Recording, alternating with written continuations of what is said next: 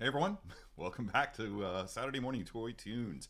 It's my semi-ongoing live stream on Saturday mornings in which we all sit and silently lament of actual Saturday morning cartoons and suffer through a sort of replacement, a poor replacement, which is me just sitting on camera and yakking about stuff in general. Uh, Hi everyone, welcome. Just got back. I would love to be able to say that I'm jet lagged, but the fact is that I was only out in California for a day. So I don't think that's enough time to get jet lagged. Not technically at any rate, but I'm back. I've had some sleep. I've had a lot of REM sleep, a lot of amazing dreams last night. I don't remember anything about them, only that they existed and that I was really impressed with them every time that I woke up. Like, that was amazing. And I was consistently awakened by my dog, who had to go outside a lot last night because we're trying new food with her and she's not really getting along with it. Her stomach isn't getting along with it. So yay. Okay, so checking out the chats. They seem to have suddenly gone quiet. I'm hoping that people are actually able to see me. I'm hoping that I'm transmitting. Everything says that I am. So if you can hear me, let me know. Hey, there we go. AJ says hello, so I'm assuming that means that I can continue with the donuts. Eagle-eyed viewers will notice that these are not my usual donuts from the local place. The line out the door was like 10 people deep. And yeah. Hang on a second. I don't think people can see me yet.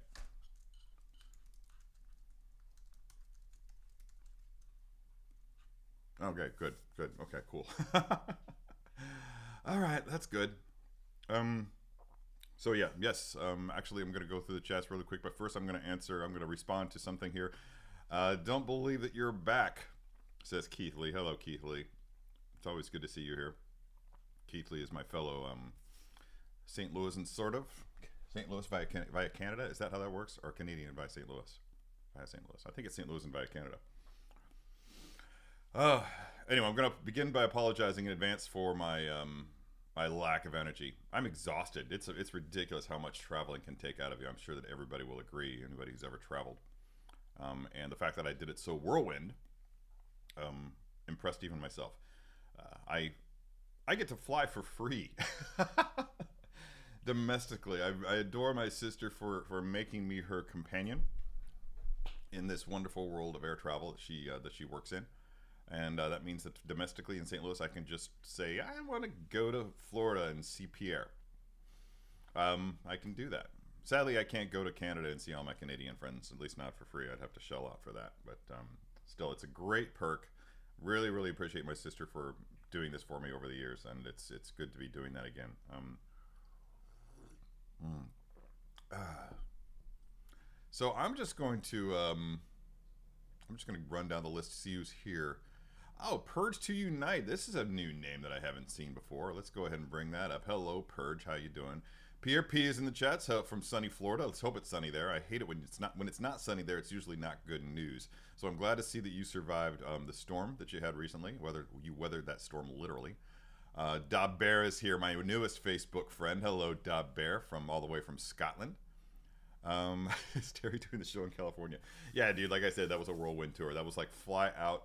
A tenant. I let it slip a couple of weeks ago in the chats or in a live stream with you guys that I was going to be going out to California, and then I was hastily realized my mistake and told you all not to reveal to Guy that I was going to California. Anybody who tuned into Unsealed and Revealed is aware of why it was important that Guy not find out that I was going to be in California, because we pulled a fast one on him. We totally surprised him with my presence. His response was very rewarding. It was really good to see everybody on my team and to get that sort of unfiltered reaction from Guy Klender. Very awesome. I hope he's in the chats today. I told him I'd be doing this, but he may not even be out of bed yet. He's had a busy week. So yeah, Pierre obviously is here. As again. Brandy Woods, hey Brandy Woods.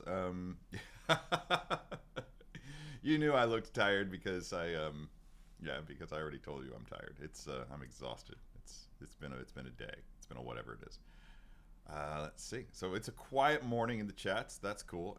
I kind of expected that. The thing about things like these things is that live streams is if you don't do it on a regular, if you don't do it regularly, then people tend to drift away. They find other things to do on a Saturday, and they're just like, "Oh God, yeah, I could be doing this." That's right.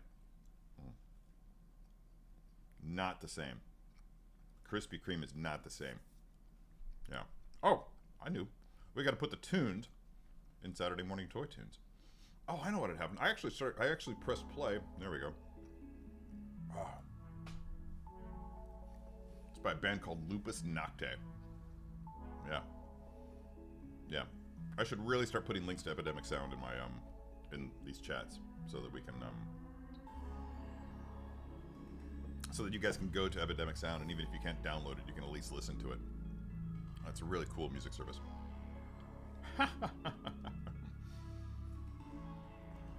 I'm messing everything up here. There we go. Now I can see everything. So yeah, I had no time to prepare, so I didn't have anything specific to talk about today. I just thought that this might be a good day for everybody else to pick and choose our subjects. And I can see that we've already got somebody coming out of the gate in the form of PRP, who points out to us that a number of movie trailers were released this week. Who's excited for Transformers, Ant-Man, Guardians, and/or Indiana Jones? I have only seen the trailers for Guardians and any of Indiana Jones, and I've only seen those on an iPhone. I had wanted... Come here. There we go. I had wanted to see them on a big screen before today, but I just haven't had time. I did some work last night after I got home. I clocked in and did a few things. Basically cleaned up the studio after the mess of videos that I had to shoot for Sideshow last week, which was grueling. I was awake till all hours, like, just to give you guys an idea of what my day was like. Clocked in for 8 hours, did work for Sideshow, clocked out, continued to work for Sideshow, because it was urgent that I get these done before I fly. So I worked until like 3, 4 in the morning, went to sleep, woke up at 6, did my things around the house, clocked back in, worked another 8 hours, clocked out, worked until 4 in the morning again, and realized that I had to catch a plane in 6 hours and said, screw that. So I went to bed for a few hours. Woke up at 9, texted my sister and said, how do the other flights look? And she managed to squeeze me onto one out of St. Louis. Actually, that was pretty easy. I was able to sit in Comfort Plus for that one. Barely made it from Salt Lake. There was a mechanical issue on our plane. They actually had to deplane everybody after I was the last person on, so everybody was on the plane. And then they said, okay, now everybody off. Let's do this again. And they fixed the plane. At the same time, they were looking for another plane for us in case that didn't work out. We wound up leaving an hour and a half late. I didn't wind up getting to Ventura after getting my rental car and everything until 10:30 at night. My host was already in bed. I let myself in and slept for, yeah, I didn't sleep for long. I was just wired. So I think I woke up at 2 and just never really did get back to sleep. Yeah, and then I went and painted the room at my house with Guy. Then a couple of other people joined us, and we all went out for a bit of pizza, and that was my week. How was yours? Yeah. All right, moving right along. Desmond Hassing has arrived. That's good to know. Always good to include him in the conversation.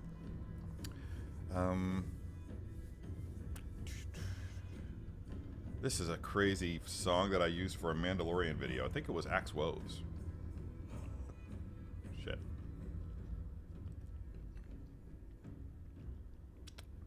Did I say that out loud? Oh yeah, that went live. I was like, oh no, I fucked up. That one's live. Okay, woo! Close one. Close one. Hi, Sideshow. All right. Looks like I'm all caught up. AJ Grusa is here. Hey, AJ. Am I missing anybody else? Want to make sure I say hi to everybody. Gina B Collecting is here. That's great. Another Canadian in the house. I can't get enough Canadians in this chat. Tell all your Canadian friends. Bring them to the yard. Weren't they infectious? I mean, they were infectious for me. What I was trying to do was I was trying to like appear behind Guy's shoulder so that everybody there could see me first. And then I was gonna walk up to him and just be like, "Can you hear me now?" But he saw me in the monitor. I had no idea of the layout. I'd never been in that studio before, so I had no idea what the layout was gonna look like. So I walked up kind of behind him and I peeked out from behind him like I did. And that's when I realized, oh shit, there's a monitor there that he can see. And then he was like, "Oh my god!" I love Guy, man. He's the biggest kid that I know. I swear to you. I thought I was until I met Guy, and I'm like, okay, The competition's over. I concede. He's the biggest kid I know. No. I think that by the time the morning came along, everybody knew, obviously, except for Guy. And I had told Sam in our pre-show chat last week that it was happening, and I thought that I told I almost said Jesse. I thought I told Jesse at the same time, but she was probably busy doing stuff and didn't quite catch it because I just kind of like let it slip. I'm going to be out there next week, maybe, blah blah blah blah blah, whatever. But she had no idea either until that morning, because you saw how she participated, and yeah, I'm having audio issues too. Something must be wrong at Sideshow, and yeah, everything was kind of fun that way. But we were winging it, man. We were winging it. But I think it all worked out really, really well. I wound up getting to Sideshow at like 8:15 and just went over to the marketing building and hung out there for a while. And saw some old friends. Saw Alex Hamilton, my good friend from the... she's worked for Sideshow for ages, but she was a very active participant in the Sideshow Freaks forums, so I knew her from there. And I knew her the entire time. I used her scale. She has a scale at the office, and I always used her scale to weigh myself when I was paying attention to such things.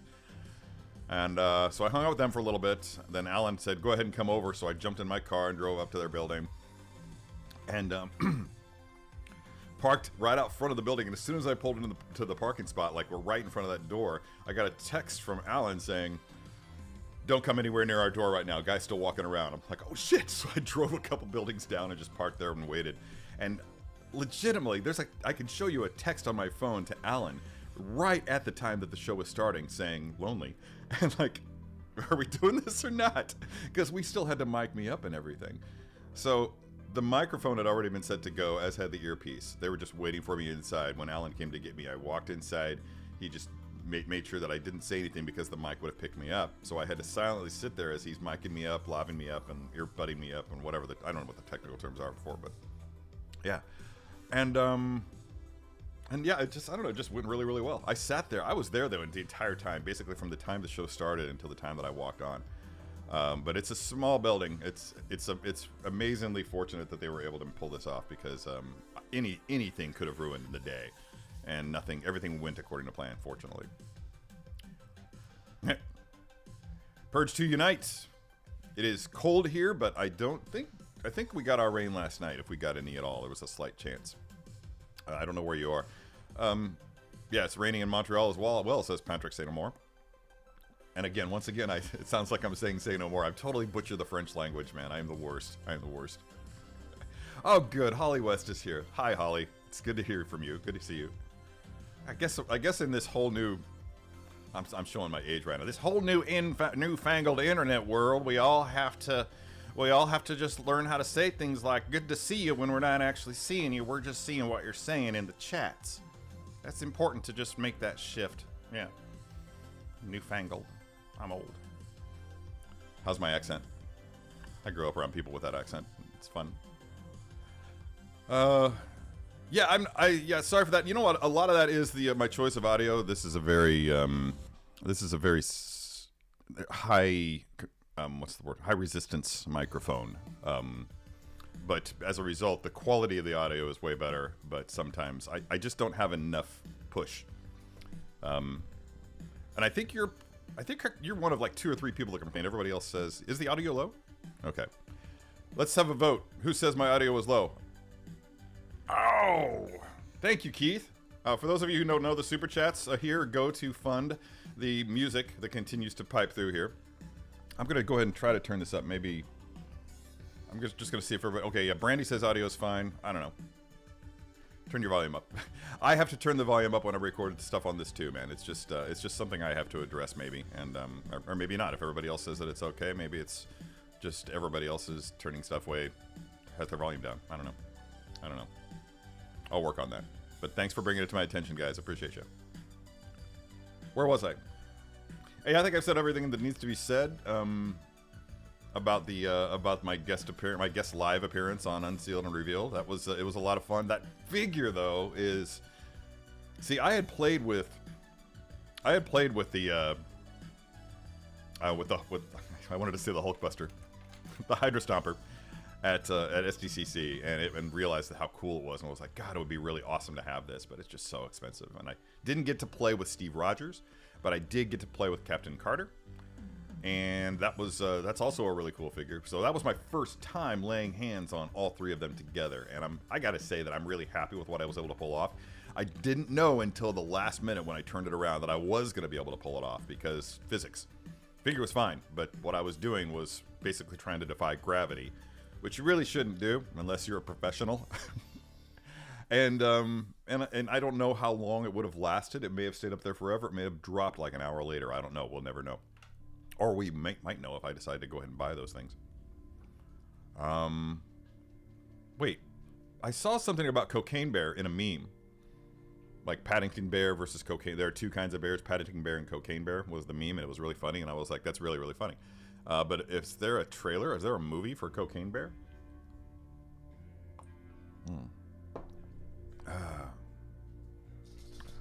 Yeah, I think I revealed all that. Oh, I see. I'm really behind on comments. That's great. Okay, so I've got a lot of people saying audio's low, so I'm going to try to turn this up, and hopefully it's not going to blow everybody out when I do. Let's see. So many comments. How about now? Can you hear me now? Yeah? Alright. Maybe too loud? Yeah. Okay. Dude, I know, man. I have cousins in Florida. They're older. They're much older. They're all in like their 70s now. And the younger ones, the kids would probably be in their 50s, about my age. But I remember when I was young, one of them coming up from Florida to visit in Taylorville, Illinois, where my grandparents lived. And it was nice out. It was like nice weather, like almost like shorts weather. And he was walking around wearing a jacket. And I was like, what's wrong with Clyde? Yeah, that's right. His name's Clyde. Was Clyde. Yeah. God, I'm way behind on comments, man. You guys are prolific. Kumar is here. Hey, Kumar. There was no reveal today. Yeah. Oh, the reveal of Axe Woves. That's it. Yeah, the reveal of Axe Woves.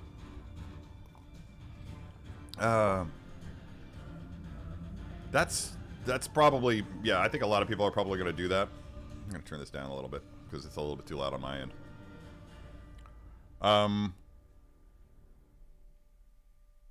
Yeah, I gotta say that I really, really, really love the What If series. I love the artwork for it. I just love the way that it looks like it left right off a comic book, and everything is just so smooth.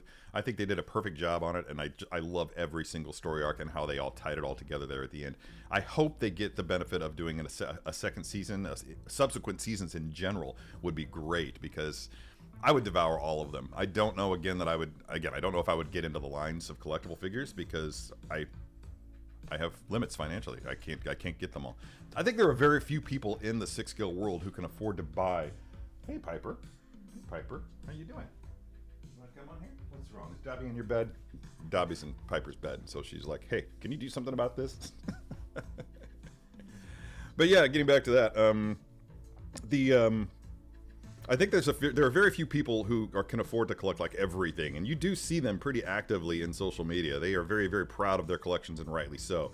And they go all in on displaying them, and they have a great love for the collecting for the collection of six scale figures. Sorry guys, I'm very tired. Let's see, I'm gonna scroll down here and see if everybody's complaining about the audio being too loud now. Doesn't seem to be. Okay. Hopefully it's better. Anyway, but scrolling back up to where I was. I'm not one of those people who can collect everything. And I have a discount. And I still can't collect everything. So I'm going to spin around and show everybody Piper.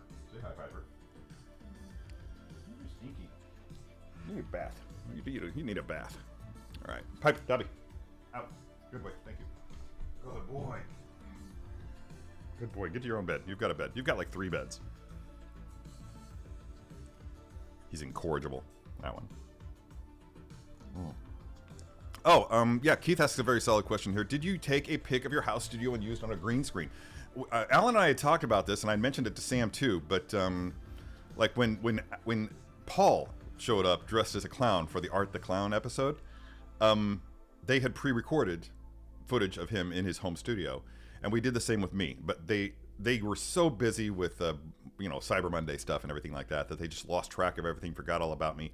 And at the last minute, I sent a text to Alan like, "Hey, are we going to do anything here on my end before I leave?" So legitimately, when I was poised to go out the door and catch my flight with 15 minutes left until my departure time, I got a text from Sam saying, "Hey, let's go ahead and shoot this." I'm like, "Yeah, great idea." I had everything set up. I was totally prepared, and we shot all that footage of me talking and everything. Like, now here's the trick.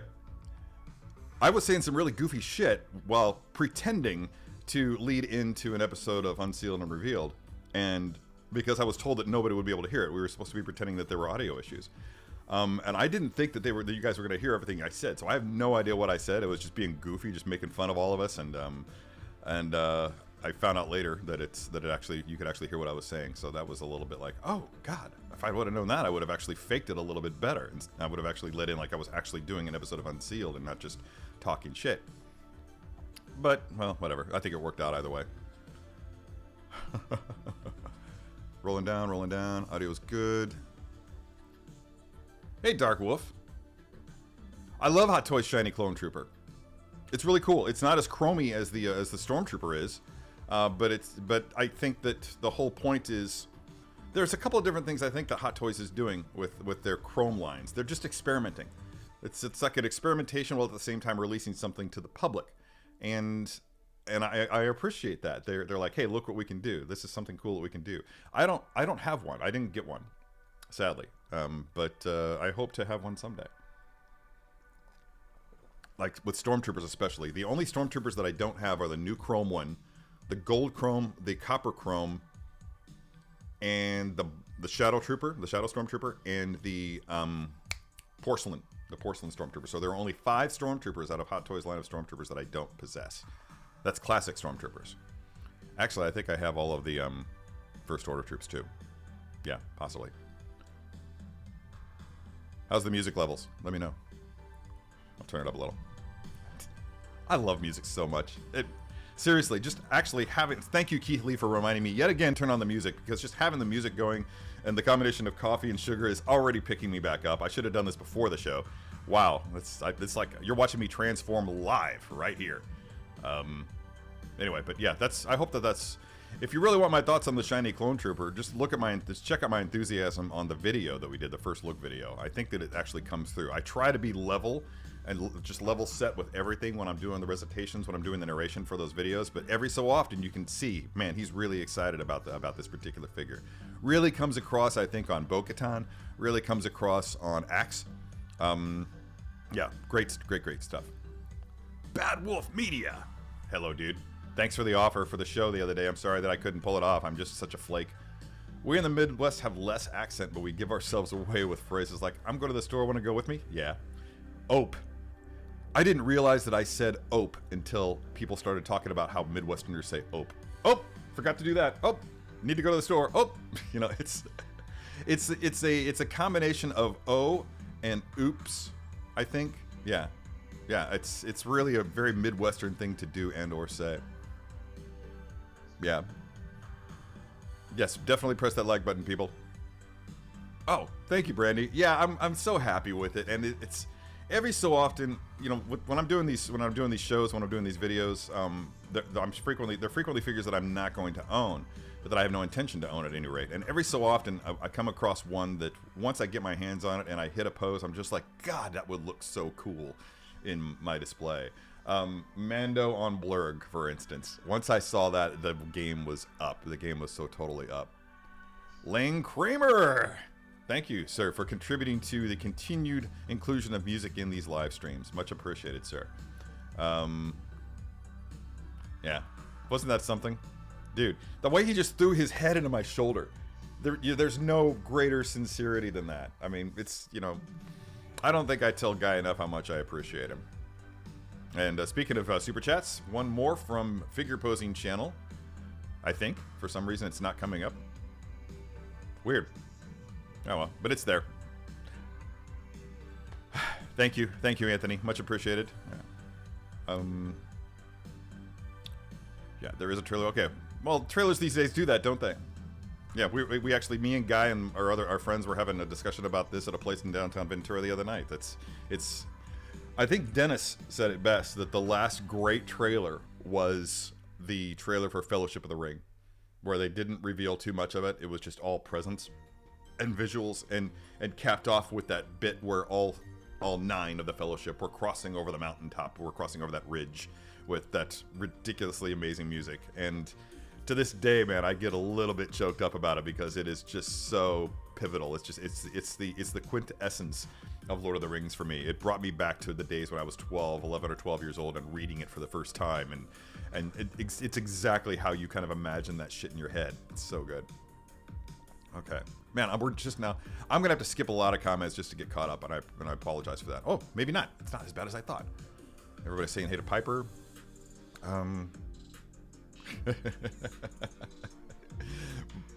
So true. So true.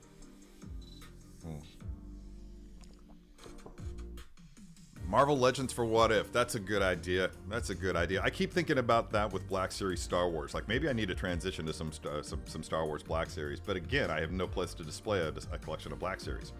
So they would just wind up staying in their box. Yeah, that's no fun. It's no fun collecting something if you can't open it up and put it on display. Yeah, dude, it's been a busy couple weeks. But the thing about holidays at Sideshow is that once the holiday season hits, once Christmas happens and New Year's, then we get like a week off. I mean, I think our last episode of Unsealed for the year is going to be the holiday episode that's coming up in 2 weeks. A week and a half now, I guess, actually. But once that happens, then we won't do any more shows for the rest of the year. You've never heard Ope? Hello, Allie. I didn't know you were in the chats. Good to see you. I actually, late at night last night, I sat down to watch Willow. I drove down to Oberweis and got myself a chocolate milkshake. Yeah, it was amazing. And so was Willow. Oh, I'm so addicted to the chocolate milkshakes at Oberweis. I'm seriously, between that and the Saturday donuts, I'm going to be as big as a house. Speaking of which, looks like I got a jelly filled here. Let's see if I can get this beard wet. Damn. They're not that great, but you know what to expect with Krispy Kreme. I'll say that with Krispy Kreme. They are what they are. They're not nearly as good as the donut stop, but they're clearly finger licking good. I didn't bring a napkin. I'm gonna have to wipe this stuff on my jeans. Good to hear, man. Yeah, keep watching them, keep liking them. And hopefully we'll be able to continue with them. I have a backlog of stuff to finish here. I've started shooting several, and apparently I'm going to be editing them all now. So that's fun. Great job security. So yeah, they totally do, right? I mean, look at this. That's kind of pathetic. Lame. Come on, Krispy Kreme, do better. I didn't buy a jelly donut for the donut. If I wanted that, I would have bought a donut. Like, oh, by the way, happy holidays, everyone. Christmas donut, yeah.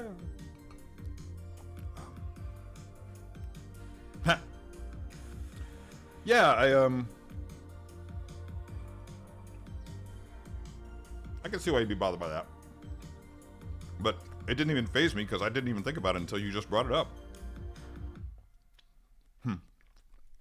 Great job de-aging Joanne Whaley Kilmer, right? I guess she's probably just Joanne Whaley now. I will say this, so no spoilers, but I haven't watched the last half of the second episode yet. I got too tired and I just went to sleep on my couch. I slept most of the night on my couch last night. I got up at like 4 in the morning and went back to bed. I had to put sheets on the bed first. That's why I didn't sleep in my bed last night. I was so exhausted. My house sitter / pup sitter shared with me that she didn't shower the entire time she was here, and so she washed my sheets and put them in the dryer, but didn't replace them, which is great. She's a good friend, and I really appreciate her. But so I had to put but so when I came home, there were no sheets on the bed. I was just like, yeah, fuck it. Just gonna go. I'm just gonna sleep on the couch. As we know, Brandy Woods, my couch is very, very comfortable. So yeah, when Brandy was here, I gave her my bedroom to sleep in, and I chose to sleep on my new couch, thinking I was being gallant. And come to find out, my couch is actually more comfortable than my bed, which is weird. That's good to hear. That's good to hear. Take this comment, copy paste it on that actual page, on the actual video. Yeah. We really appreciate your support, especially now. This is the time of year when when everything is evaluated. Like, okay, well, what do we want? What do we want to shed? What do we want to start doing? What do we want to change? Yada yada yada yada yada. So everything that anybody can do potentially helps. The 3 kids, even that they were all the same age. Here's the thing. I'll get to you in a minute. Hey Kevin, my friend Kevin's in the chats. Here's the thing that bugs me in general across any show. Is I'm automatically suspicious of any TV show when I look at the cast and they're all pretty. Yeah, because people aren't all pretty like that, and I get it. To me, it's like, okay, I think the tactic is make everybody beautiful, because when people watch this show and they see themselves in a character, it probably is a positive aspect of it to try to let them like imagine themselves as these beautiful characters. Yeah, but I don't know. I think that's bullshit. I'm just talking out of my butt. Purge to Unite is asking me if I've tried Dunkin' Donuts. I have not tried Dunkin' Donuts in years. My memory of Dunkin' Donuts is that they taste like they're manufactured. So I actually considered it today. The reason I didn't get my usual place was the line was like 10 people long going out the door, and it's cold out, and I had the dog in the car. So I was like, screw this. We're gonna go get Krispy Kreme from Deerberg's, which is a grocery store chain here. And I also was able to get fish for Piper because she eats tilapia because she's spoiled. And I was also able to get myself some. They've got a great barbecue setup going on there, so it's like fresh barbecue every day. And I'm like, yeah, man, I'm gonna get me some of that barbecue pork mac and cheese.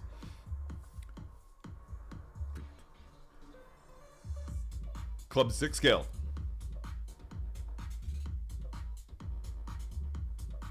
Remember that Techno Viking? That video Techno Viking from back in the day? Like, what, 20 years ago?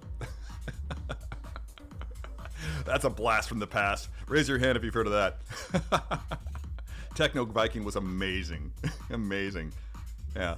If I would have known I was going to look like that remotely years later, I would have been like, yeah. Yeah, get on it, dude. Yeah, I know, man. It just snuck right up on me, too. It's so good. It's so good. It's a friend of mine evaluated it on Facebook, and he was like, it's got fun moments, it's got cringe moments, and there are some cringe moments. The most cringeworthy one for me was the fact that they ended it with a pop song playing over the closing credits, and I'm like, who made that call? Yeah, okay. But apart from that, I mean, I really, really enjoyed it. I mean, as somebody who's been, I don't want to say I was starved for Willow content.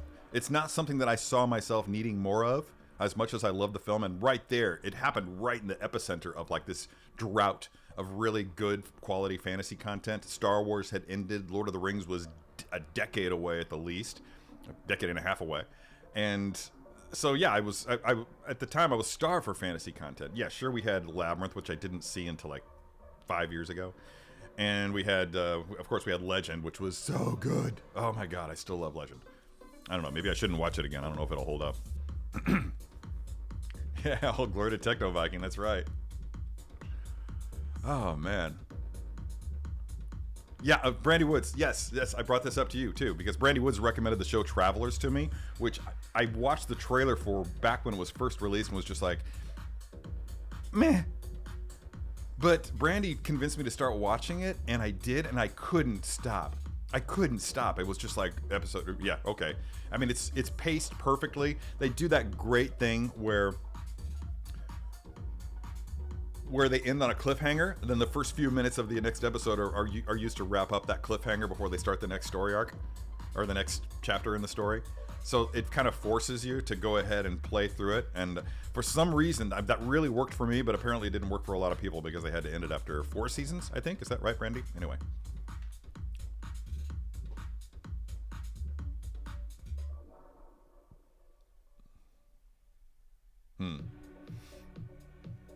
Hey, fanatics.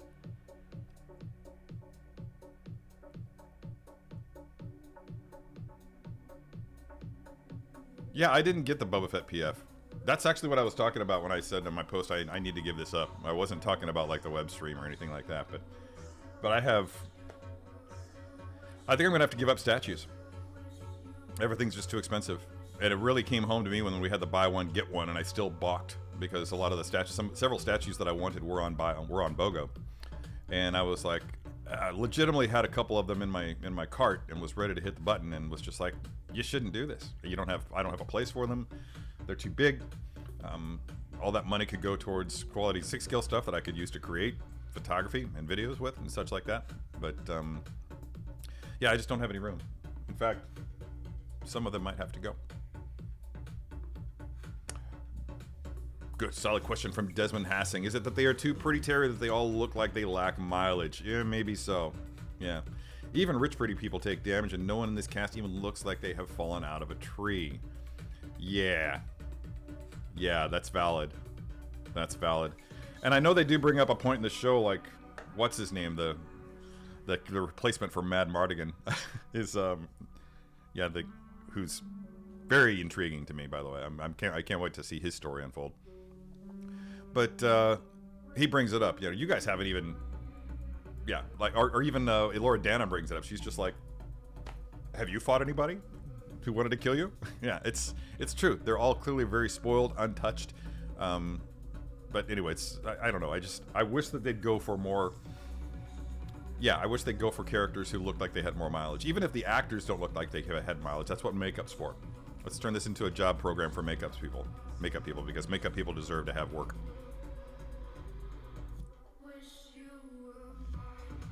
I did not. I did not. And it's been years since I've watched Young Guns too, so I'm not surprised that I didn't catch it. But yeah, please. Please.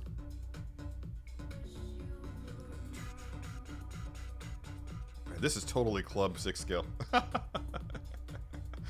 don't know when I downloaded all this music, but who wants a cream-filled one? Does Krispy Kreme skimp on the cream? Let's find out. Totally. And that's not cream, that's freaking icing. God, that's disgusting.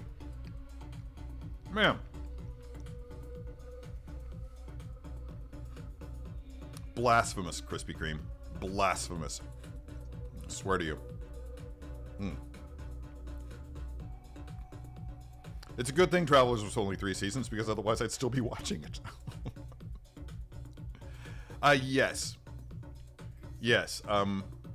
And I agree. I agree. I was spent, so I was just sitting on the couch. So it wasn't like I was going to get up and do anything else. I didn't feel like I was missing out on anything. So I was able to sit through the cringe, and there was some cringe. But I think it's going to be worth it. I feel like it's writers of television programs have recognized the value of the slow burn. I'm not sure if they recognize the impatience of some people for the slow burn, but in reality, if you're able to, it rewards the patient. Let's say that. Yeah, slow burns like this reward the patient. We saw it with Andor, for instance. If you can sit through all that build, and as long as it's not like chaff, if it's not just like stuff that they're just throwing in there just to build everything up, as long as everything that they do is useful in the end, then yeah, okay, give me a slow burn, because that's really what I enjoy the most. That's what sticks with me. The other stuff, I mean, that's basically like Michael Bay crap. And Michael Bay has made some solid films. That's not to really, besmirch Michael Bay, but there are some Bay-esque sort of things that make you just go, it's like you get that adrenaline rush initially, but then of course it just kind of fades and becomes the norm. You get used to it. You become inured to it. And the next time that it happens in the next film, you're just like, seen it before. But the slow burns, the ones that actually get into the slow character development, where you can actually see that every decision that's made creatively is bent towards helping these characters on their journey, not bent to like wow the audience with visual stimulus. I mean, that's like getting hit with a drug. Pretty soon you become immune to that drug. It's sort of. I'm tired and I'm wired. It's a deadly combination. It makes me, yeah. Borman is Mad Mardigan 2.0. Thank you. I'll try to remember that for the rest of the, yeah. Oh, good man, Lane. Yeah. Yeah, drive engagement, everybody, if you have the time and the desire, because yeah, we could definitely use some points scored for us on YouTube at this time of year. So, yeah. Steve Nara, I think the Pretty and Pristine Nature is a holdover from the original book sequels where Laura Denon is a spoiled brat. You know, I had that same thought, dude. And for a second there, I was like, there was like a second there where I was like, are they gonna follow the book somewhat? That's kind of cool. Of course, it didn't wind up happening, but still, it was almost like there was a subconscious nod to it, and I'll take that. Books were written by Chris Claremont, everybody, who is the one who is responsible for making the X-Men what they are today, basically. I don't think any single person can make that claim as much as he can. Possible exception being Jim Lee. But that's two different sides of the coin there. Art versus storytelling. All my artist friends are like totally throwing daggers my way right now. But because artists do their own version of storytelling, and I don't know, it's like the writer's the captain guy guiding the ship, but the actual piloting is done by the artist.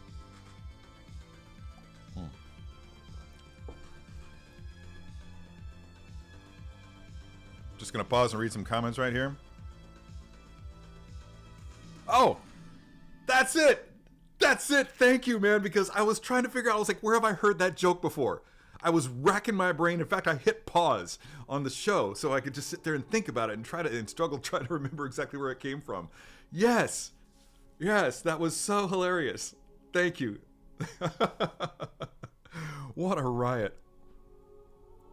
Oh, Tommy Case here. Hey, Tommy.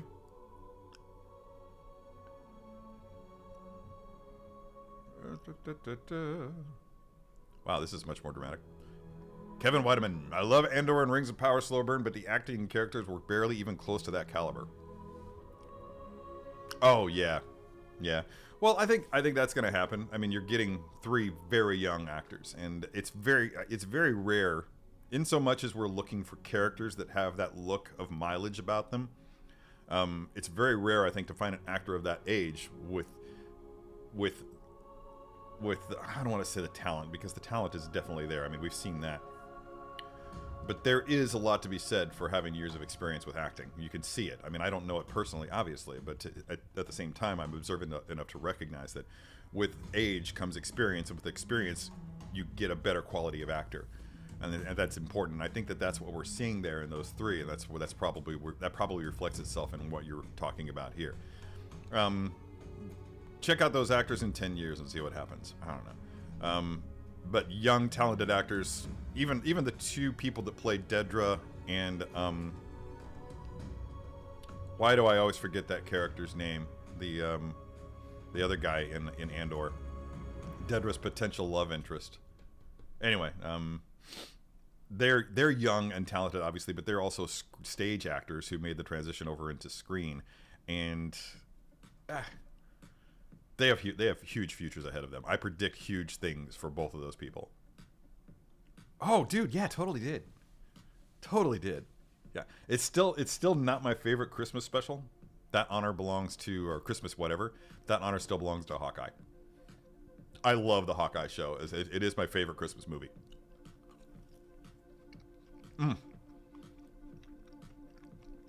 Today's winner. Chocolate covered Krispy Kreme donut with holiday sprinkles. This is it. This is the one that I was looking for. I'm going to eat all of this one and throw out the rest. Or maybe I'll hand them off to a homeless person. Yeah, dude. I didn't know anybody knew about it. I thought it was the only one. And good luck finding a used copy of that right now, by the way. I checked into it because I had hardcovers of all of them and I donated them years ago. But they're going for ridiculous amounts of money now. That'll fade. That'll fade once people realize, oh, okay, well, they're not following the books at all, so don't buy it. Fat Batman's collecting nightmares here. Hello, dude. What's up?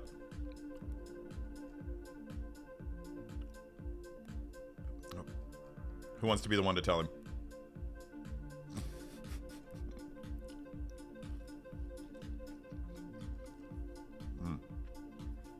Sprinkles.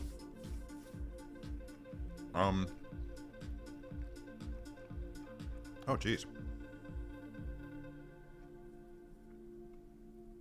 Yeah, Fanatics. That's the next episodes. I guess you mean next season, because yeah, you have to know that there's no more episodes this season, right? You do know that, right? Maybe. Are they casting Mad Mardigan? I don't know. I think everybody knows by now, but maybe not, that that Val Kilmer is in very poor health.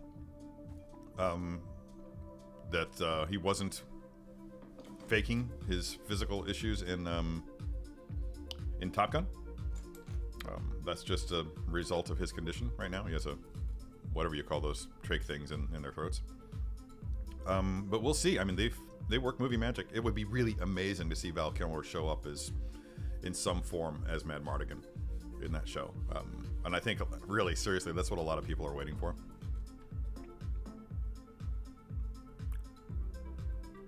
Really? Mims is actually his daughter? I didn't realize. That explains why they look so much alike. I kept thinking to myself, she looks so familiar. I wonder if that's the same young girl who played. But then that wouldn't fit, because this is what, going on 40 years later, and yeah, she wouldn't be nearly that young.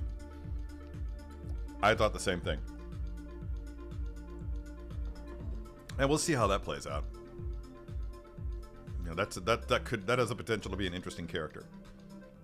So I'm watching that character very closely. I think he's going to be. At first, I was just like, another loutish prince, but I think there's going to wind up being more depth to him than we think. We'll see. He'll prove himself eventually. Okay, that's fair. That's fair. Yeah. Yeah, I think that a comic book artist who is also a great writer is a rarity. Yeah, I think you're right. I think that Image was actually a bunch of artists who thought that they could tell stories as well as anybody else, and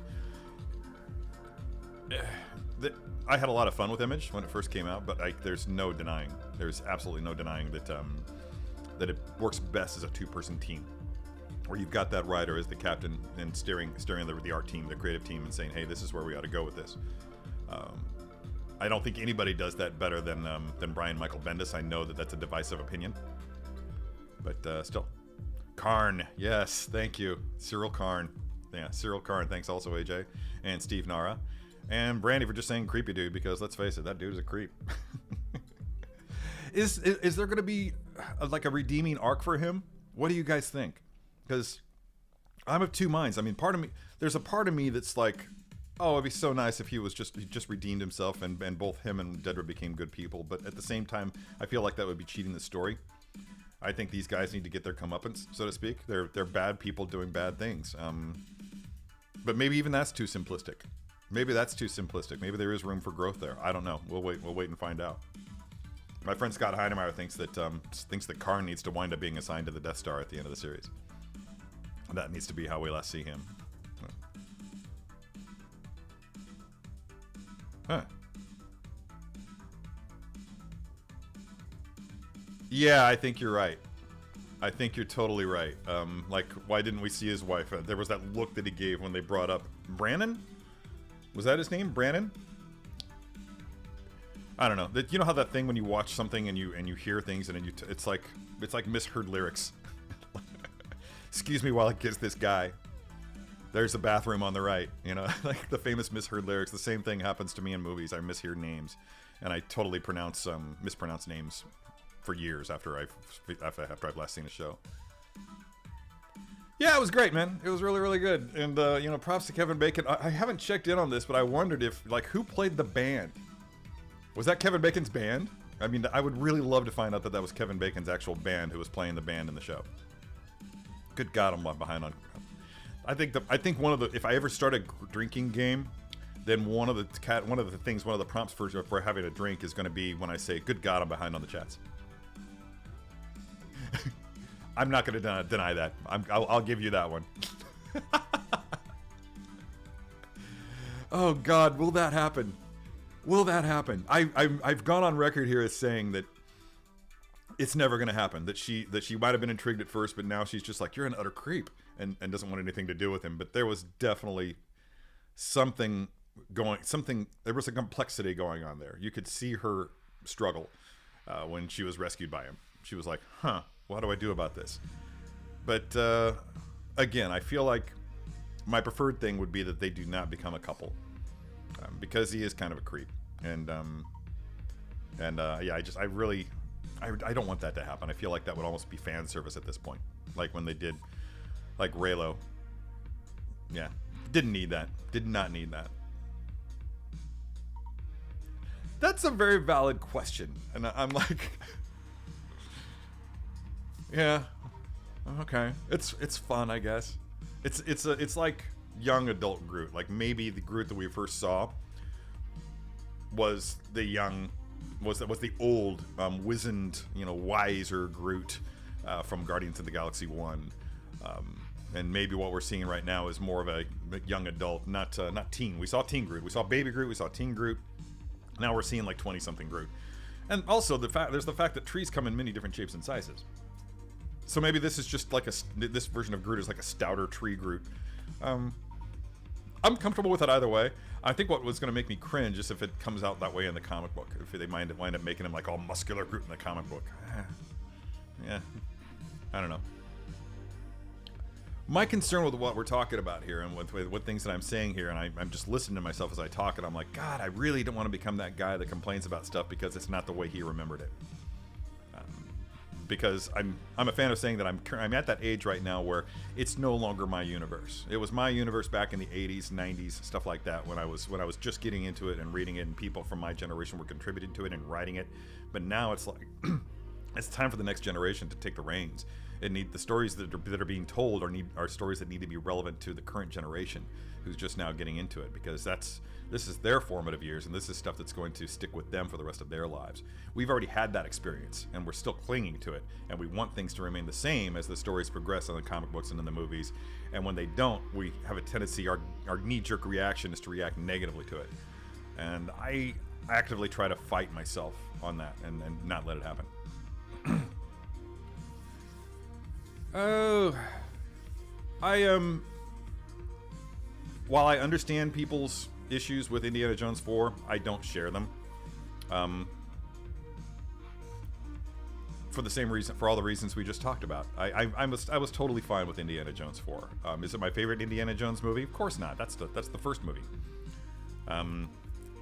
And the second was the second one, and my number 2 was my second favorite one. I mean, I find that in every way to be superior to Last Crusade, and I know I'm in a tiny little minority when I say that. But switching it back to figures. What figures would you like to get from the Andor series? So far, I know one is the Death Trooper Specialist, but that's not. Yeah, I see that, I get that. But I don't see that as an Andor figure. I just see that in the same way that I would see like any other Stormtrooper. Yeah, you can look at it and say, yeah, this is the Death Trooper from Andor. I don't know that they've altered the armor or the appearance of it in any way from its first appearance in Rogue One. I feel like the Death Troopers in The Mandalorian might have been a bit shinier or had some kind of a different tone to the black, but that might have just been because of color grading. I don't know. But in answer to your question, what would I like to get from the Andor series? Dedra and Karn. That's it. Dedra and Karn. That's all that I really want. I would like to get and the Sergeant. Sergeant, what's his name? Whose name I always forget. But I would love a Karn and the Sergeant in their corporate uniforms, and I would love a Dedra. If I'm gonna have a Cassian Andor figure in my collection, I would like it to be in his Rogue One get-up.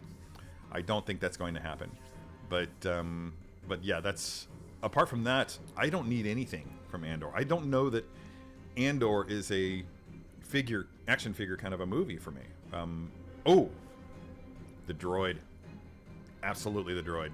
Yeah. So I don't know. I don't think of Andor in terms of figures, because I think probably because there are no unique troopers to Andor as of yet. Everything else is stuff that we've already seen or already possess. So I don't know. I think that probably says it all. But I hope you get your Death Trooper. I mean, I'm not one of those people that's just like, oh, they're re-releasing that figure, that means the value of mine is going to go down. No, because I don't collect for that reason. I recognize that other people do. And, good on you, but there are other people out there that want those figures, and they deserve a shot to... I was going to say they deserve a chance to own them at retail, and you could make the argument they had that chance before, but that's not always how the game works. I mean, people may get into collecting after we do. So... Yeah. Yeah, I've got it somewhere. I did have it somewhere. I don't think I got through it. I never read book 3.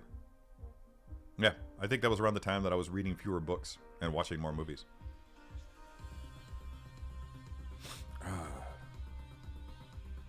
Okay, well, good to have that confirmed. That's awesome.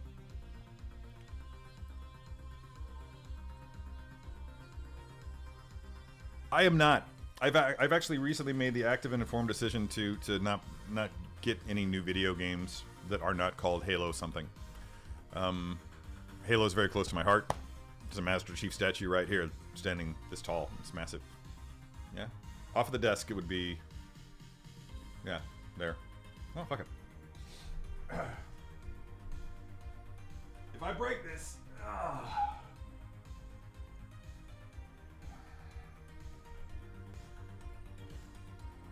Master Chief! There we go. Pride and joy. Yeah. Premium format figure by Sideshow from about a decade ago.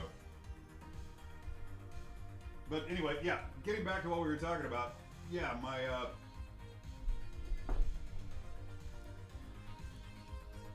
I don't have time. They're so goddamn immersive these days, and they take so long. And I'm like, yeah, that's yeah. I'm actually kind of half-assed playing through Halo Infinite again, just because it's the whole free-roaming nature of it has me hooked. It's the perfect Halo game. I really felt like, I'm just gonna go on record as saying, I feel like the story went off the rails for 4 and 5. And in Infinite, they've kind of gone back to that. While I recognize the complaints that some people have about the game in general, mostly related to multiplayer, I don't care about multiplayer. I legitimately don't. My days of being online and playing with people online are done. These kids these days are just way too good, and they're way too obnoxious in the conversations that you have with them. They're just insulting and disrespectful and just dickish. And that just takes me right out of the fun. I mean, it's like if that's what the world is, if that's what the world of online game playing is, then okay, go. You guys have it. You guys go have your fun. I'm not going to participate in that. That being said, if game makers, if video game companies would actually come up with some way where you could look for, in shopping for playmates in a video game and in the multiplayer aspects of a video game, if you look for people within your own age bracket, I really feel like that's got some untapped potential right there.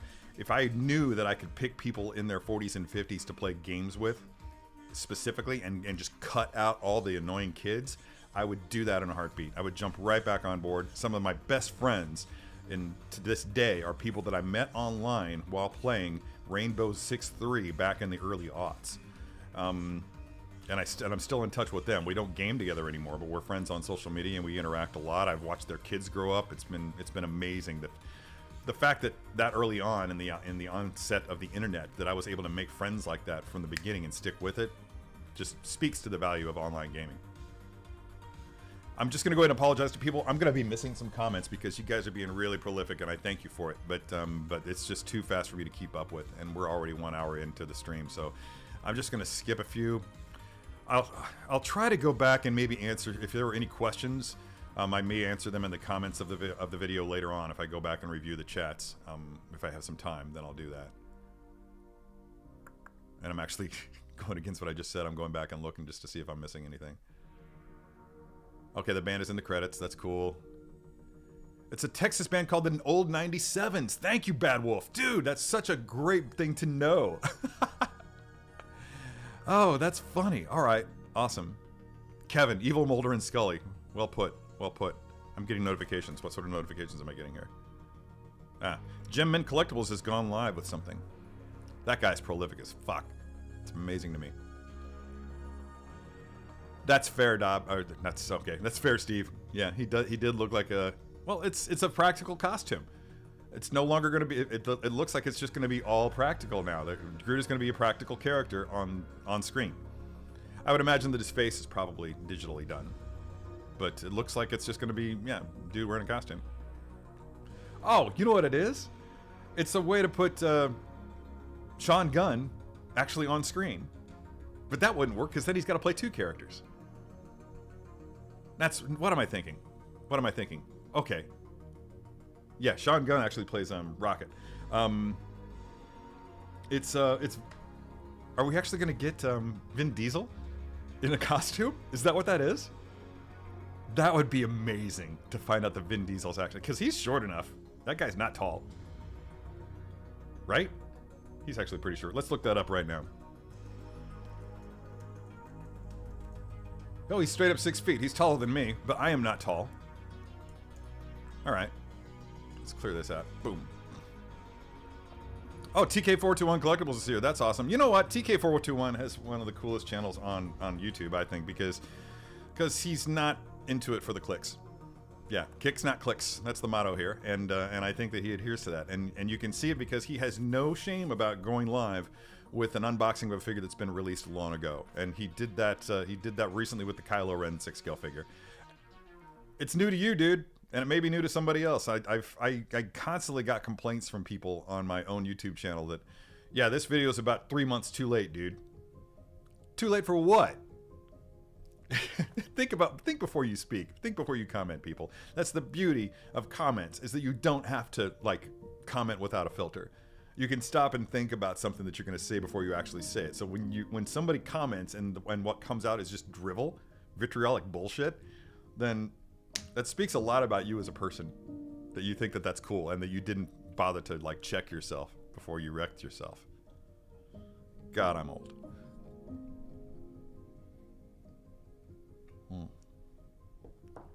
Oh, you know the band? Well, that's cool. Hey, Marlon. Didn't see you in the chats until just now. Singer-songwriter's also here.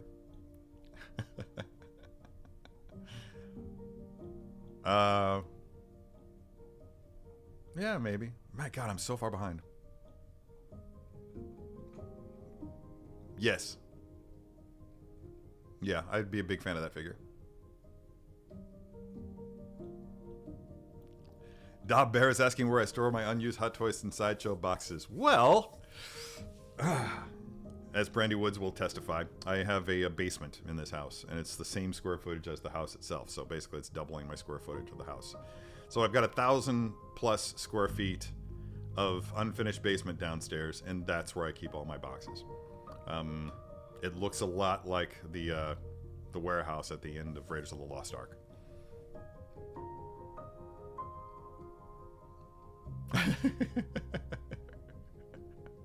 I would... Okay, Desmond, that's fair. Yeah, I don't know why I didn't think of Luthen, but yeah, I think the last time somebody asked me that question, I led with Luthen. I'm like, yeah, I would love a Luthen figure. And that still holds true. Selvig? Yeah, okay. Oh, God. Don't do that. No. Oh, God, don't do that. Yeah, everybody's kind of agreeing here that that Dedra needs to be a thing.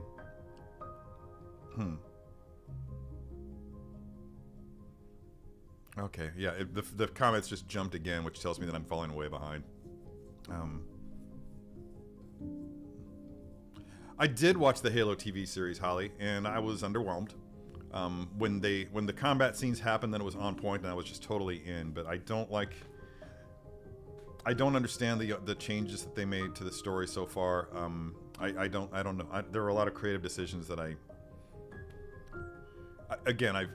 think Halo was close enough to my heart that that's the one franchise where I just have a hard time watching things deviate from what's come before, and I struggle with that.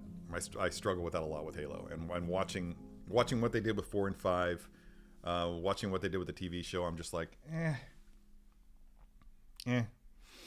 I mean, I'm going to stick with it.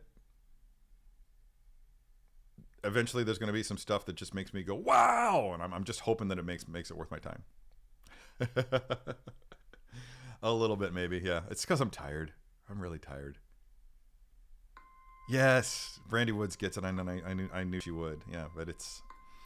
I just really wish that there was a way that you could create, you know, your own... I don't want to call them safe spaces, but really that's kind of what it is, isn't it? Yeah, that's true. That's valid.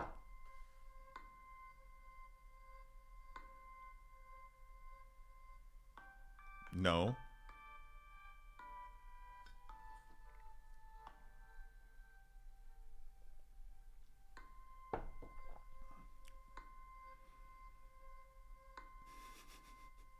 told you. No, that's no, my friend. That's actually official. Yeah.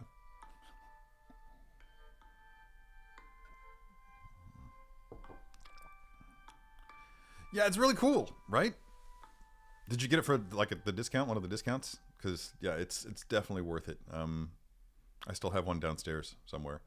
It's I don't know that they bill it. They try to bill it as like see the inside of Tony Stark's armor, but I feel like it's more seeing the inner machinations of Hot Toys engineering.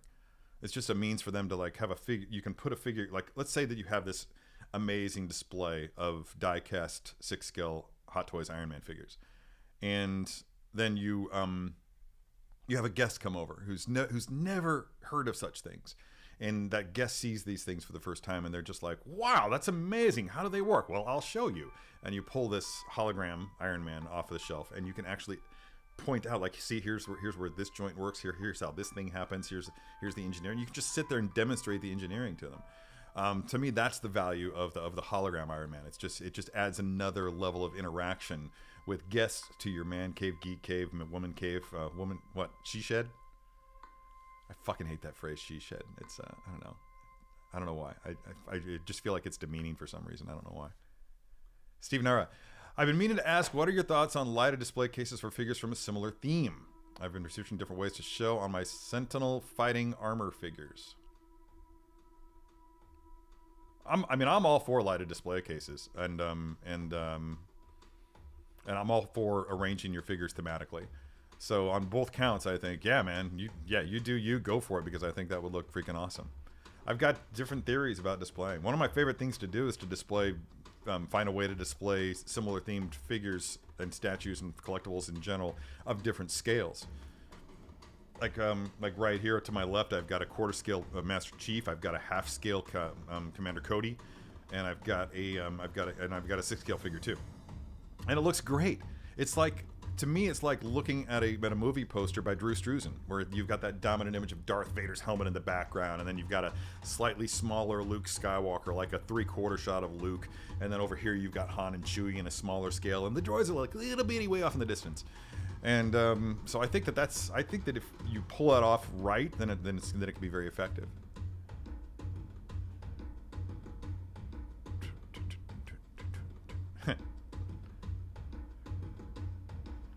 Yeah, basements are pretty crucial. Yeah. Oh, that's cool. That's cool. I have so much work to do. I'm as soon as I get done with this, I have to clock in and do work for Sideshow. So I have one video to shoot and edit before the end of the day today. It's kind of crucial that I do. It was supposed to be done before I went to California, but I fell behind. Yeah. Yeah, you told me that fairy tale. Dude, I totally do too. Yeah. I think I said it, maybe you weren't here for that episode, but that came up, and I was like, if somebody came up to me and said, you can have an actual Millennium Falcon, an actual fully flying Millennium Falcon with hyperspeed capability and everything, or Luthen's ship, I think I'd have to go with Luthen's ship. Yeah, it's much more me. Much more me. I'm gonna scroll back. It seems to be me. I've hit a little bit of a pause.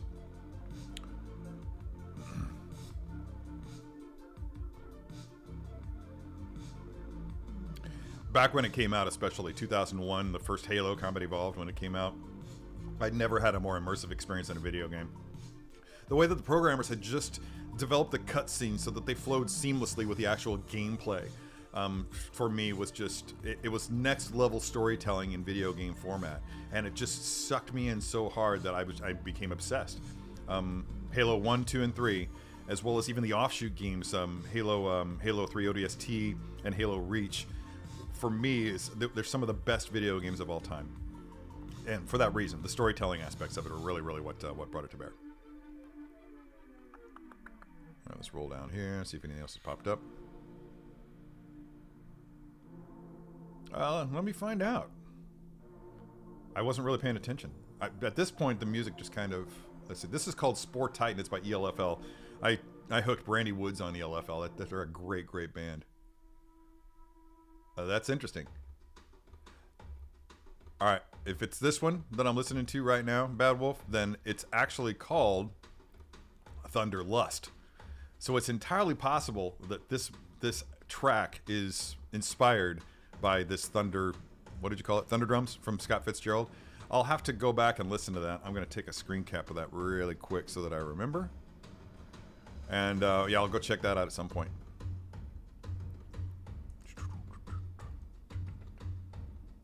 I lost my screen. There we go. It's back.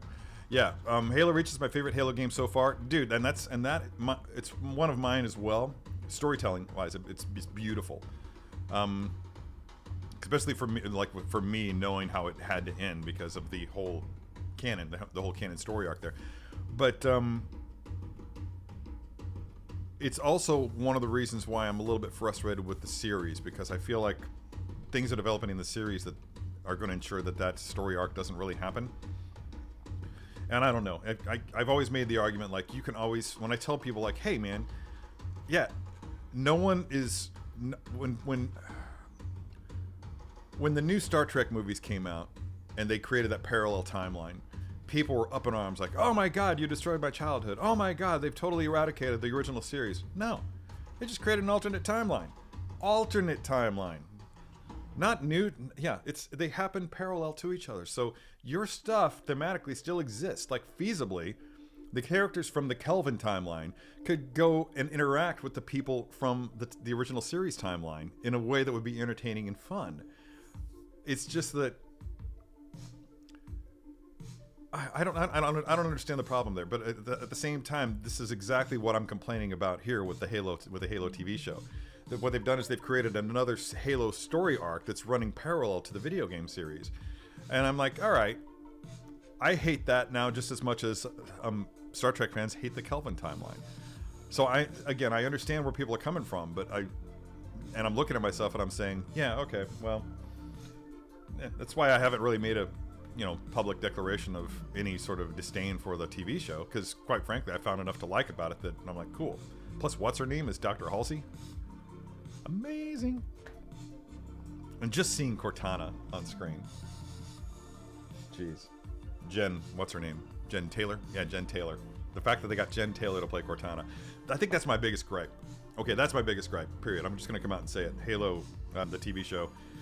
Great actor portraying Master Chief. But the thing that works about Halo is that you never see Master Chief's face. So in your mind, there's always that possibility that it's you under that helmet. And that's how the video game should play out, because it is the character, the player is actually playing the character.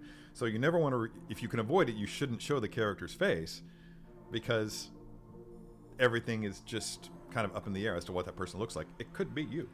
And when you take that away by actually showing the character's face all the time, then that element is lost. That magical element is lost to me. TK421 gets it. Yeah. That's it. And to this day, as technology evolves and the graphics get better and better, once in every subsequent game when that comes out, and the first time you see Halo reaching off in the distance like that, the ring world, it's the same experience, only enhanced with every subsequent release. Love Halo. Freaking love Halo. I mean, the potential annihilation of humankind has rarely been sexier than it is in the Halo games. Mm-hmm. And there we go. Yeah, there we go. That's the inherent issues with having the books, having the video games, and now having a TV show. You got 3 layers, and none of them interact seamlessly. So it becomes a challenge for people to reconcile that.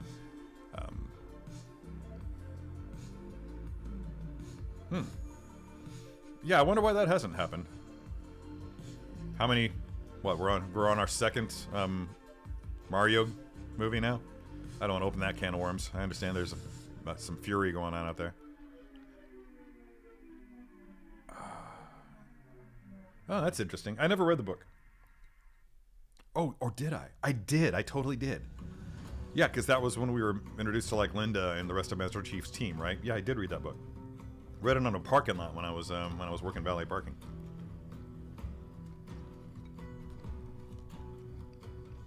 Donuts.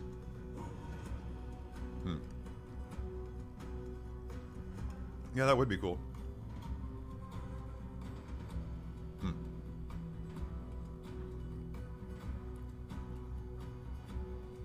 Yeah. Yeah. Yeah, I never really saw the problem. I mean, as a fan of the original series and the original films and everything, I was like, oh, I see what they did there, and it's brilliant. How do we tell when we've already had basically the entire story of the original series crew told between the original series TV show and the films? Well, how do you go back and do more with Captain Kirk? Well, you start over. You find a place where you fracture the timeline, and then you talk about stuff of the way things evolved as a result of that fracturing of the timeline. It's a common theme in science fiction, and they just brought it into Star Trek, and it works great.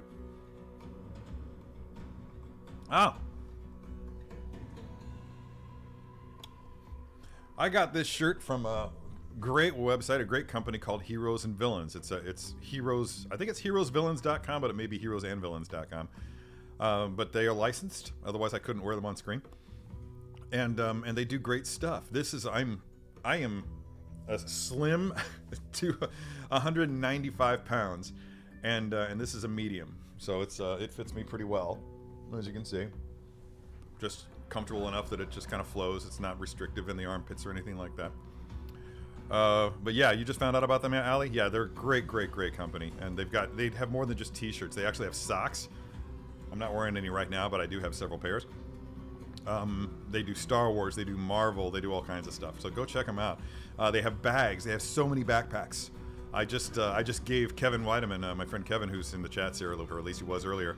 I had ordered a Boba Fett backpack right when Sideshow sent me the Sideshow backpack that I took with me to Comic-Con. That every Sideshow employee took with them to Comic-Con because everybody else got one too. And I was like, well, I don't need two backpacks, so I gave the Boba Fett pack to Kevin to give to his daughter, who's a huge Boba Fett fan. So. Oh, that's fun. I knew that Last of Us was coming, but I didn't know about BioShock. I never played through BioShock because at the time there was no way to reverse the thumbsticks. I'm a lefty. I'm a southpaw. So there was no way to reverse the thumbsticks at the time that it came out, so I didn't get to play through it. I can make the transition in my head to right-handed format, but it actually actively hurts my brain to do so. So I don't even try anymore. Yeah, I was really sad because I ordered they had the Jedi socks from a trio of Jedi socks in really cool colors, and I tried to order 3 from Sideshow, but due to a clerical error, they only sent me 1 pair, and immediately they went on discount and sold out before I had a chance to correct it. So they weren't able to correct my order. It's a bummer, but whatever. It's there will be more. And the thing about Heroes and Villains frequently sells out of their stuff, but they always bring it back.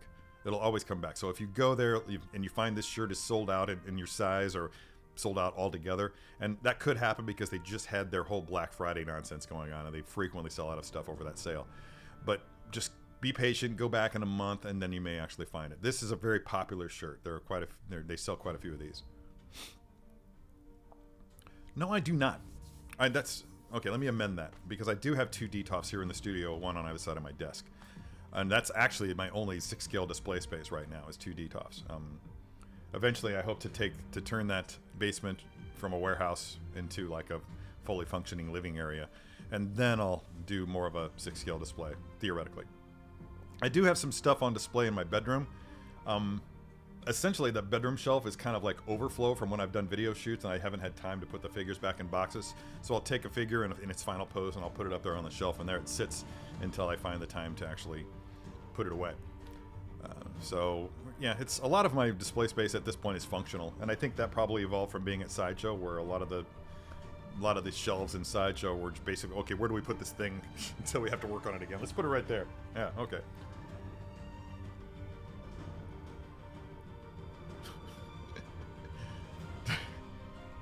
I don't need to answer these questions. You're here for me. That's cool. Yeah. Yeah, that's an aesthetic preference, man. There's no arguing with that. Yeah. Yeah, I won't fight you on that. That's cool. Respect.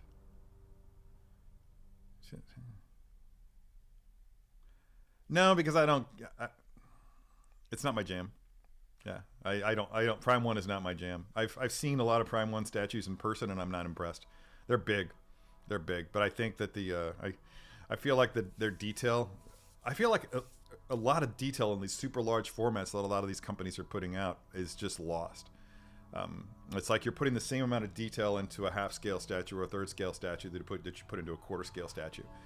And it's like just taking a quarter scale statue and increasing the size of it. And a lot of that detail just winds up being less believable at that point. I think that if you're going to do a larger format than quarter scale, then all that effort that you put into making the detail accurate in that scale, you need to increase that detail. You can't just take that same detail and expect it to read the same way in third scale. That being said, there are a lot of statues from the likes of, say, Iron Studios. I know they do some third scale stuff, and I have not seen any of those in person. So when I make this comment, I'm not specifically referring to any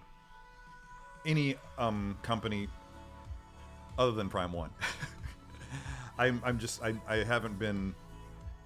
It hasn't moved me enough where I feel the need to buy them, especially at that price point. It's out of my range. It's out of my price range.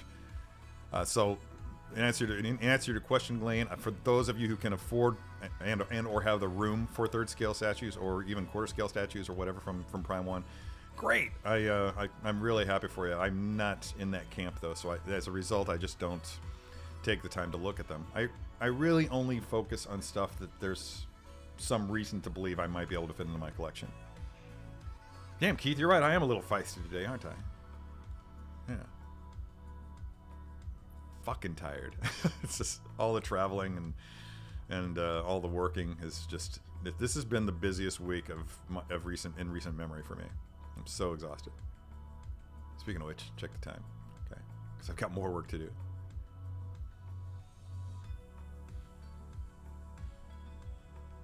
Huh. I missed something. Oh, okay. But that's okay. That's fun. He's talking about BioShock here, people. That's interesting. That's interesting.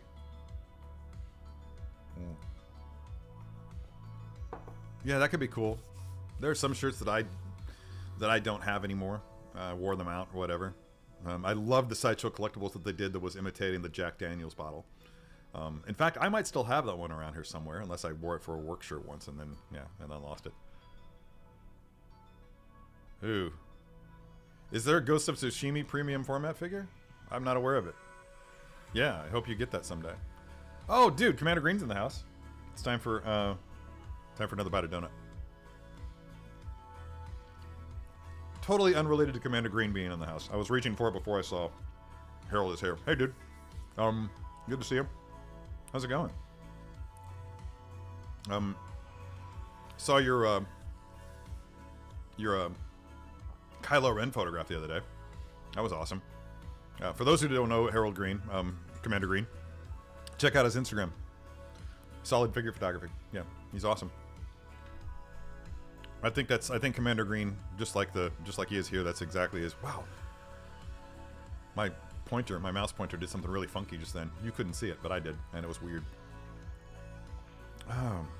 Anybody else want to talk about anything else? Uh-oh. Piper wants to talk about going outside. I have a diarrhea dog today. Scratch that. I had a diarrhea dog all night last night. Piper's leaving gifts.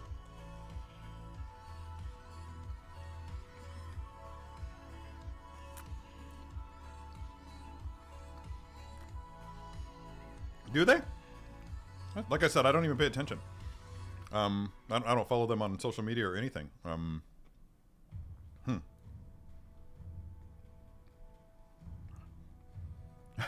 Piper, always Piper, dude. Yeah, the only time Dobby has had any sort of diarrhea issues was when he discovered the glory that is rabbit poop. Delicious. So good. And I didn't know what the hell was going on. It was like middle of the night, like 2 nights in a row. He woke up. I woke up and he was like pressing his body like right up against me, sitting up, not like laying down trying to sleep, just like sitting up, looking all nervous, looking all anxious. I'm like, what is it, dude? And I took him outside and he just had the nastiest diarrhea. And then I had to like bathe his butt and everything like that. And I was like, what's going on? And then the next time we were out, I saw him dive right into a pile of rabbit poop. And I'm just like, oh. And sure enough, that next night, he had the same issues. So I've been more vigilant. I haven't taken him back to that place. Because I don't know if you guys know, and I don't know if it's still a thing, but around the time that COVID started being a thing, there was also an awful hemorrhagic fever that was making its way across the country in rabbit populations. Rabbits were dying horribly, horrible, painful deaths in the wild from this hemorrhagic fever. Basically, imagine Ebola. It was like Ebola for rabbits. And they were, again, just dying in droves horribly. Like there was some concern that it was legitimately going to wipe out the entire rabbit populations of the entire world? I don't know. At the very least, North American. And at any rate, I don't know how that came out. I haven't looked into it for a couple of years now, but at the time it just seemed really awful. Who's TSO? Do I need to turn into my rock card? TSO. Explain.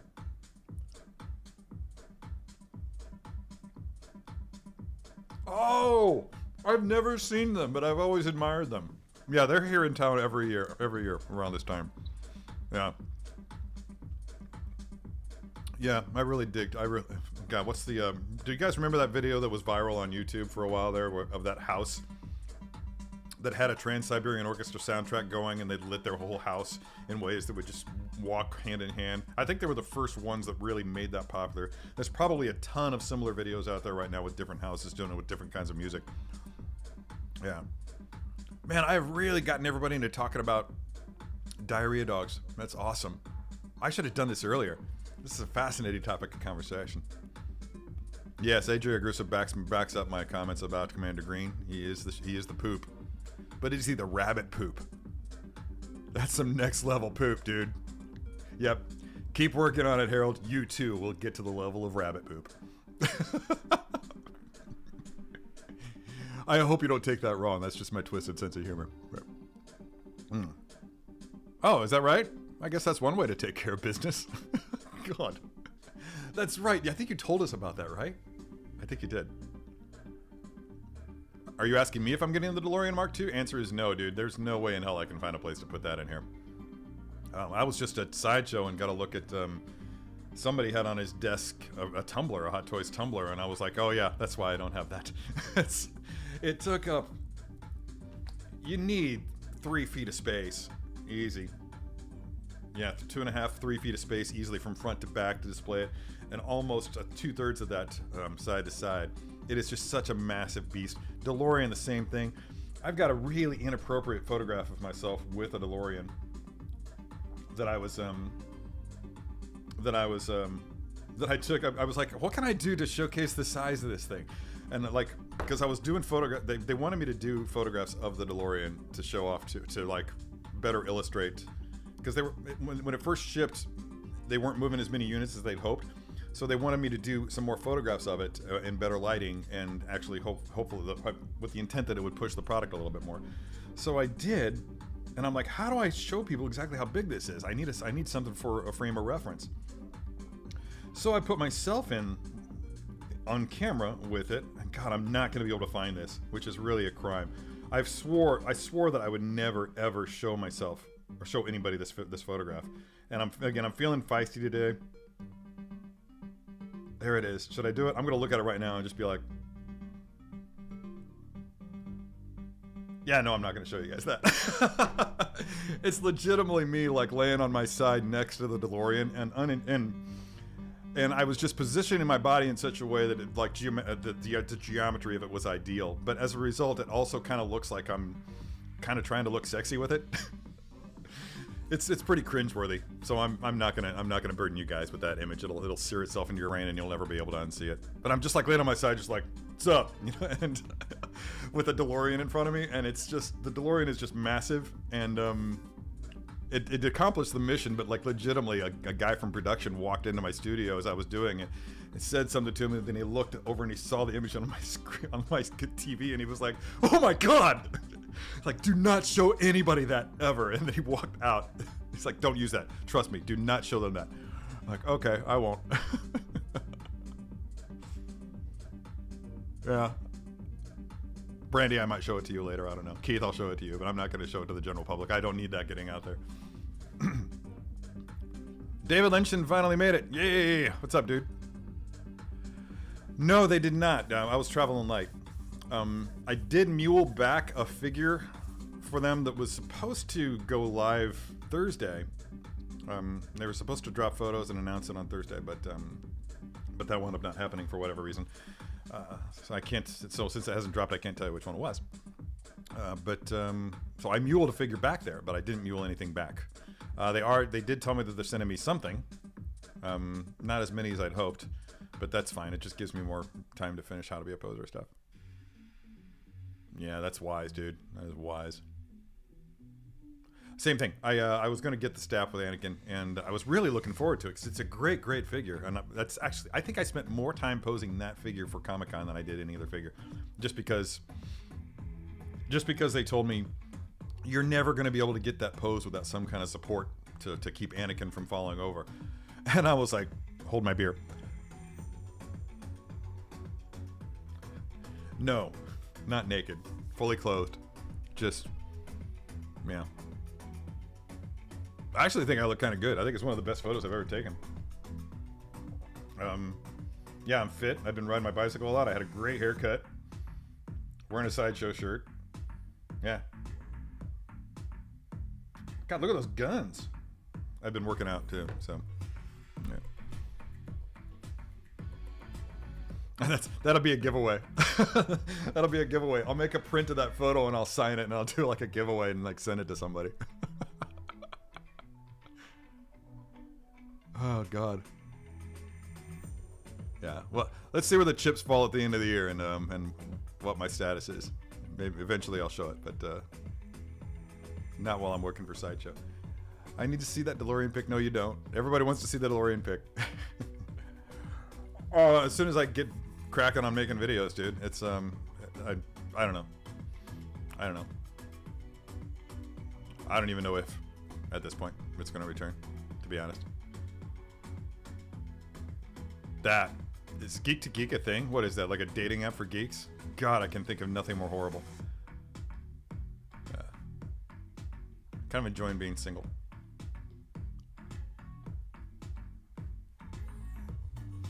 Oh my God. Hang on. Hang on. Because you might have nailed it. Oh, God, I'm terrible typing.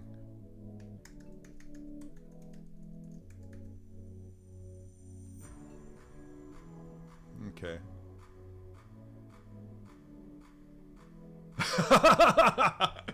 Shockingly close. Shockingly close.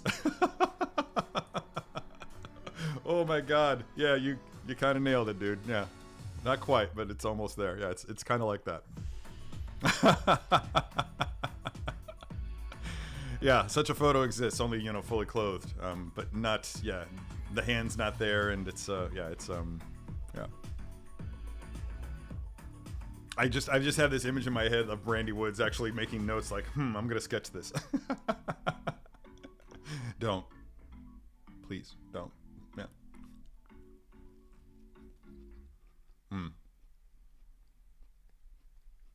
You've got Vision, Hunter, and Bo-Katan coming, huh? Is Hunter shipping? Because I've got that on order too. Yeah. After the way Echo turned out, I'm dying to see how Hunter turned out. I can't imagine it would be anything less. But yeah, I would love. Yeah, I hope Hunter. Man, if I got Hunter before the end of the year, man, that would be amazing. Oh, I totally didn't see your comment there, Steve. Again, I'm having to skip comments here and there. Sorry about that. Why don't I believe you?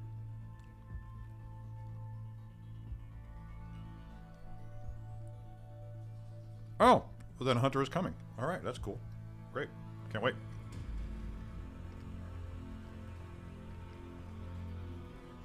Yeah. It's happening. I hope not.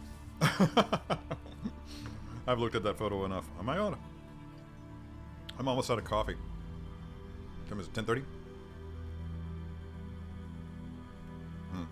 Can I just tell you guys something that I did or didn't do?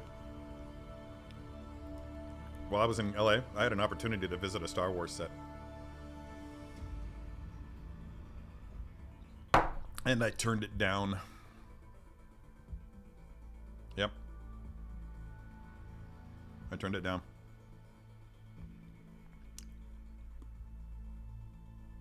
Yeah. I'm never gonna let myself live that one down.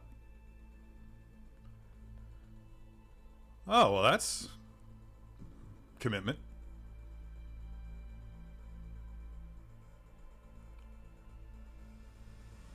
That's epic. That's epic. You know, I like the vision a lot. I don't know. I had a conversation with the guy about it, and the guy was unenthusiastic about it, and I was just like, we'll see. I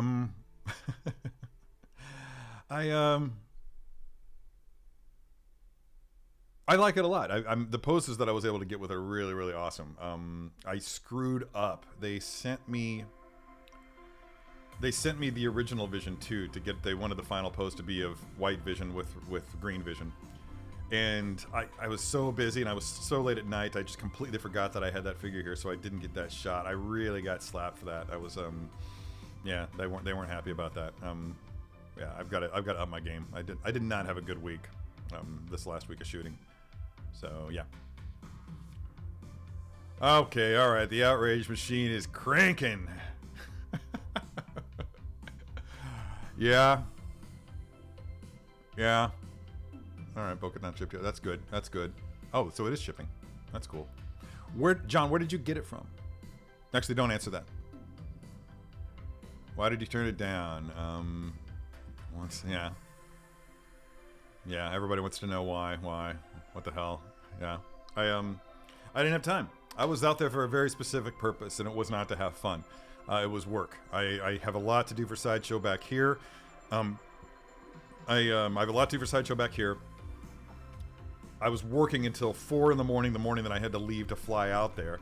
I had, on top of scheduling, doing the live stream at Sideshow HQ, I had to do, the rest of the day I had to paint a unit in my property in Ventura so that we could rent it out to a new tenant. The reason for that is because the person that the property management wanted to contract to actually do the painting wanted to charge $2,000 for a very, very small space. And I was outraged. So I just said, screw that, I'll show you. And I just made it a point to fly out there and save me and my wife some money and do it myself. So that's legitimately all that I had time for. I tried to extend my stay so that I could go out so I could do it on Friday, but my dog, it would have really put an undue burden on my dog sitter, who's a very good friend of mine, and I just don't want to be any more of a burden than I already have been with her. So I made the conscious and informed decision to be an adult and come home and take care of business, get to work. And I'm kind of glad I did, because I don't have any energy now. I can't imagine if I'd stayed on Friday and done even more stuff. However, that being said, it's a standing invitation, so I may be able to go out there. I found out like at the last minute, like it was in the middle of the day yesterday.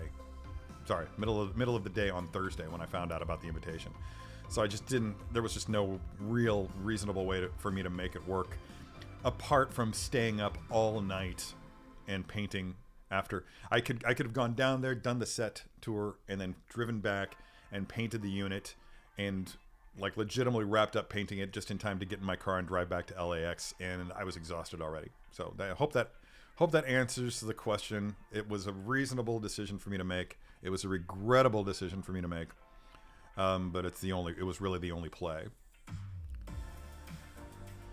Yeah, I considered that, but again, there was just no time. I mean, we didn't wrap up painting until 8 at night, and I think that the latest that they're on set is like 9. So I wouldn't have been able to make it down in time. Yeah, and there was also that aspect of it. I would have had to spend the night in the car because there was no way I was going to drive the 60 plus miles back to Ventura after doing that. Okay. Lane Kramer's out. See you, Lane.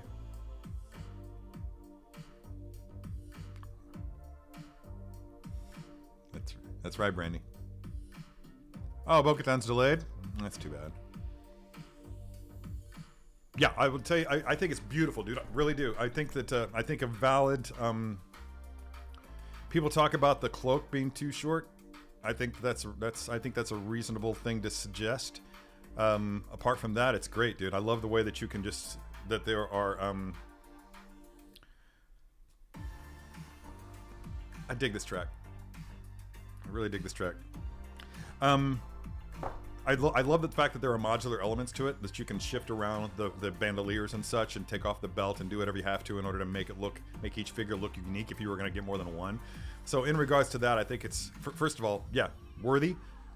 Also the only one that you're likely to get in the near future, unless there's some new story that comes up. I would love to think that we're going to get, that we're going to be able to buy a Book of Boba Fett, Mandalorian, a Book of Boba Fett Tusken Raider set. The warrior woman would be great. The chief would be great. Hell, even the child would be great. But the longer that we have to wait, the less likely I think that is going to happen.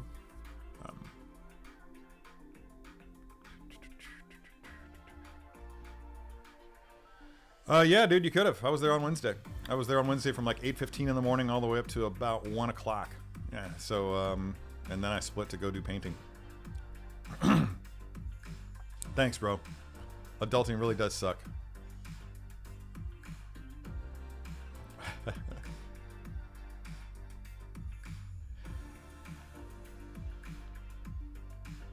Yeah, thanks, man. It's my wife, the strange wife, was willing to pay to foot the whole bill for it, and I was just like, don't be absurd. This is something I can do, so let me do it. So basically, I saved my wife $2,000 and got to be on Unsealed. That was still epic. I still have to watch that on a big screen. I haven't even watched it. I've only watched it on my phone. But yeah, if that was any indicator, it was pretty awesome. Dude, your name is so long that I legitimately think that Star Wars was just Star Wars was the first. When Star Wars was the first part of your comment every single time before I realized that you're here. But, yeah, there you go. Oh, that's cool. That's cool. Good idea.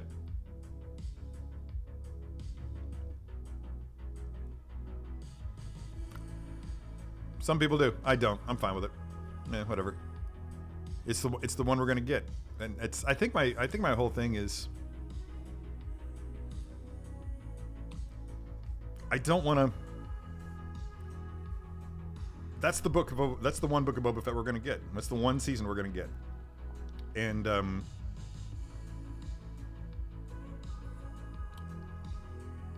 choosing to find the things that I love about it, and there were many. There are many. There were multiple ways that they could have gone about doing it differently, but they made their choices for whatever reason. Okay, yeah, that's fair. I like that. And yeah, I'm right there with you. It's like I'm doing the Steve Nara trifecta here with the comments. Yeah, it was really hard to give up, dude. I'm hating it. I really wanted to go. I was kicking myself the entire time. Like as I was typing the text to my friend declining the invitation, I was just screaming internally like, "Why are you doing this?" Yeah.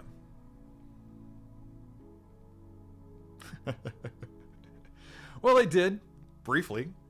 It would have been awesome to see an army of Tuskens showing up at the final battle, but still, yeah, the way they did it was kind of cool. What time is it? 10:45. About time to wrap up. Yeah, gotta get these dogs outside before I have any more gifts left for me on the floor. Great to see my friend Kevin Weideman in the chats for this entire time. I'm glad you had the time to do it, my friend. Let's get together sometime soon and catch up. All of you lot. Yeah, thanks again for tuning in. It's a lot of fun. It was really weird because I feel like not doing this last week affected me in a negative way. Because from Saturday all the way through the time that I left, my productivity was down, my mood was in the toilet. Yeah, I think I just missed hanging out with you all. So, yeah, very cool to see everybody here and talking about geeky stuff. It's apart from doing this on the live stream, it's very difficult for me to find people that I can talk to about this shit. So, yeah, not a lot of my friends here in town are fans of geek stuff. That's actually something I hadn't thought of, and that's criminal. Yeah. But everyone, love you all. I'll be back next Saturday, bright and early. I don't think I've got a conflict, unless I decide to fly back out to LA and do the Boba Fett set. Yeah, it's not the Boba Fett set. It was Skeleton Crew. But anyway, still love you all, and I'll talk to you soon in a week. Until next time, be good to your plastic. Oh, that's right. 2 buttons did. Fuck.